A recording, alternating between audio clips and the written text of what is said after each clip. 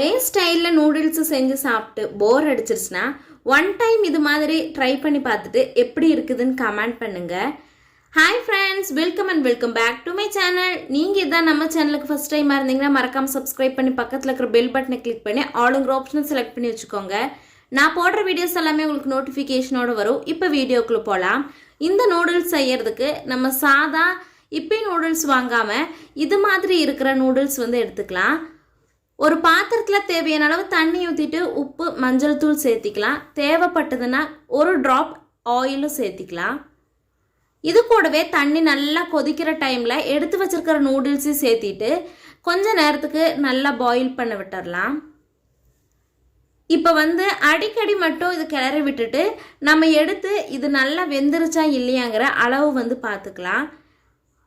நம்ம இந்த நூடுல்ஸ் எப்படி வெந்துருச்சா இல்லையான்னு பார்க்குறதுன்னு பார்த்தீங்கன்னா, ஒரே ஒரு இது மட்டும் எடுத்துட்டு இப்படி நல்லா கையில் வச்சு ப்ரெஸ் பண்ணிங்கன்னா அந்த நூடுல்ஸ் 2 துண்டு ஆயிடுச்சுனாலே வெந்துருச்சுன்னு அர்த்தம்.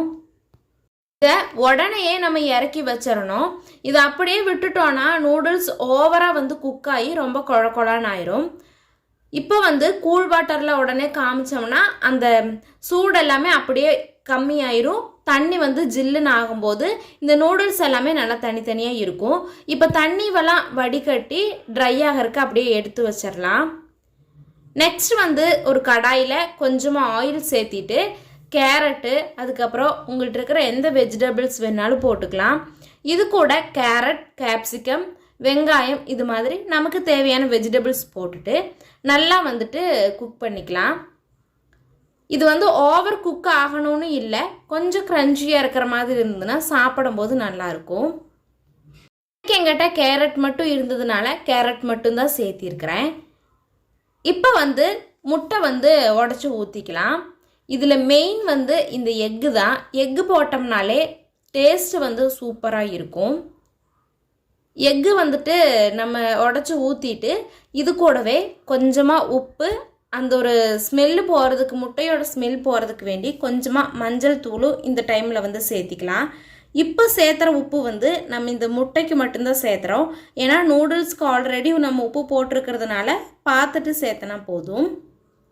இப்போ உப்பு மஞ்சத்தூள் சேர்த்தின உடனே இது கூடயே நம்ம நூடுல்ஸுக்கு போடக்கூடிய அந்த மசாலா கொஞ்சமாக சேர்த்தனோம்னா இந்த முட்டையிலையுமே அந்த டேஸ்ட் கிடைக்கும். அதனால கொஞ்சமாக சேர்த்திட்டு உடனேயே கிளறி விடுறதுக்கு ஸ்டார்ட் பண்ணிடலாம். முட்டையை ரொம்ப நேரம் நம்ம வச்சுருந்தோன்னா நிறைய பெருசு பெருசாக இருக்கிற மாதிரி இருக்கும். ஆனால் உடனேயே நம்ம கிளறி விட்டோன்னா குட்டி குட்டியாக நல்லா பொரிஞ்சு வந்திருக்கும் முட்டை. உங்களோட தேவைக்கு ஏற்ப மாதிரி அதை நல்லா ஃப்ரை பண்ணி எடுத்துக்கலாம். இப்போ ஃபுல் முட்டையுமே நல்லா வெந்த உடனேயே நம்ம எடுத்து வச்சுருக்கிற சிக்கனை சிக்கன் 65 நல்லா குட்டி குட்டியாக பீஸ் ஆக்கிட்டு இது கூடையே சேர்த்து நல்லா கிளறி விட்டுடலாம். நம்ம நூடுல்ஸ் சேர்த்ததுக்கு அப்புறமா இந்த சிக்கன் சேர்த்தனோம்னா இந்த முட்டையெல்லாம் இது கூட சேர்ந்து வர டேஸ்ட் கிடைக்காது.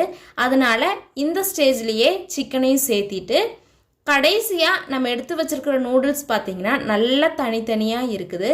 அதையும் சேர்த்தி ஆரோக்கியபுர மசாலா தான் நாங்கள் அன்னைக்கு வாங்கியிருந்தோம். இந்த மசாலாவையும் சேர்த்திட்டு நல்லா கிளறி விட்டுக்கலாம். இந்த டைமில் உங்களுக்கு 2 ஸ்பூன் தேவைப்பட்டதுன்னா 2 ஸ்பூன் கூட நீங்கள் சேர்த்திட்டு கிளறிக்கலாம். ஒரே ஸ்பூனாக இருந்ததுன்னா வேகம் மிக்ஸ் ஆகாது. நான் வீடியோ எடுக்கிறதுனால ஒரு ஸ்பூனில் ஒரு கரண்டியில் கிளறி காமிக்கிறேன். நீங்கள் 2 கரண்டி வச்சு நல்லா கிளறி விட்டிங்கன்னா மசாலா, இந்த சிக்கனு, எக்கு எல்லாமே சேர்ந்து நல்லா டேஸ்ட் இருக்கும். நம்மளோட நூடுல்ஸ் ஃபுல்லாகவே ரெடி ஆயிடுச்சு.